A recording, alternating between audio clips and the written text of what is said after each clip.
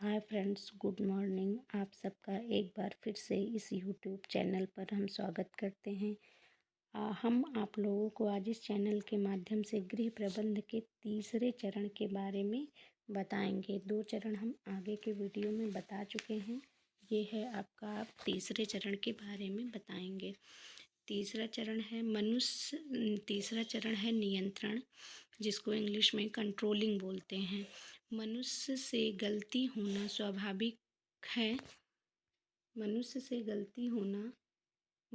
गलती होना स्वाभाविक है, किंतु गलतियों को उचित नियंत्रण के माध्यम से न्यूनतम किया जा सकता है। बिना नियंत्रण के प्रबंधकों को यह पता नहीं चलता कि सारा संगठन किस दिशा में जा रहा है। नियंत्रण वास्तव में वह शस्त्र है जिससे यह पता लगाया जाता है कि कार्य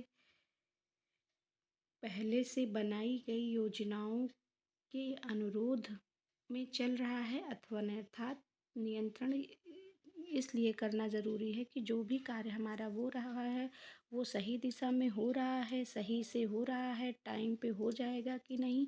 इसलिए नियंत्रण करना बहुत ज़रूरी होता है। अब कुछ वैज्ञानिकों ने नियंत्रण को इस तरीके से परिभाषित किया है। एक वैज्ञानिक हेनरी फेयोल हैं। उन्होंने कहा है कि नियंत्रण के अंतर्गत इस बात की जांच पड़ताल करने का प्रयास किया जाता है कि समस्त कार्य योजना के अनुसार चल रहा है अथवा नहीं। इसके अतिरिक्त दुर्बलता का पता लगाया जाता है और उसका सुधार किया जाता है। अर्थात जो भी कार्य हो रहा है एकदम सही से हो रहा है कि नहीं। अगर नहीं हो रहा है या फिर कोई गलती है तो उसको सुधारने का काम नियंत्रण के माध्यम से किया जाता है। अब आइए हम आपको नियंत्रण की कुछ विशेषताओं के बारे में बताते हैं। पहला है अनिवार्य प्रक्रिया। इसमें है कि सभी स्तर पर प्रबंधकों के लिए यह अनिवार्य है कि निर्धारित लक्ष्यों की प्राप्ति करने के लिए नियंत्रण अति आवश्यक है। मतलब बहुत ज़रूरी है, इसीलिए इसको अनिवार्य प्रक्रिया कहा गया। दूसरा पॉइंट है कि हमेशा जारी रहने वाली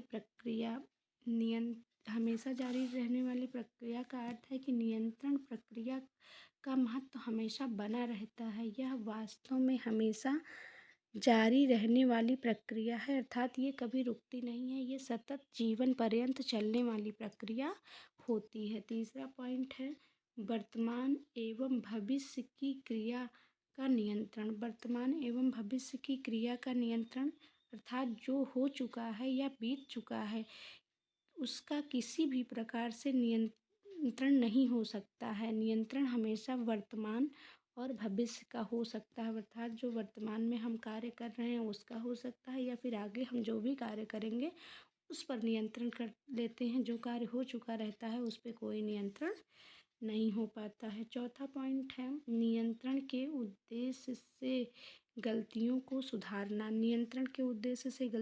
सुधारना। जाहिर सी बात है, हम सुधार सकते हैं।